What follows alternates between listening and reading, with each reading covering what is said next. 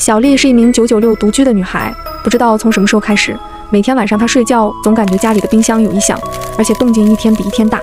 但小丽每天下班回家都很累，也没有打开过冰箱，很多时候都是洗漱完毕便早早躺下。但随着近期冰箱的异响越来越大，她开始意识到这并不是普通的问题，她有点害怕，但为了探明真相，还是壮着胆子前去查看。正当她怀着忐忑的心情打开冰箱时，竟被眼前的一幕震撼了。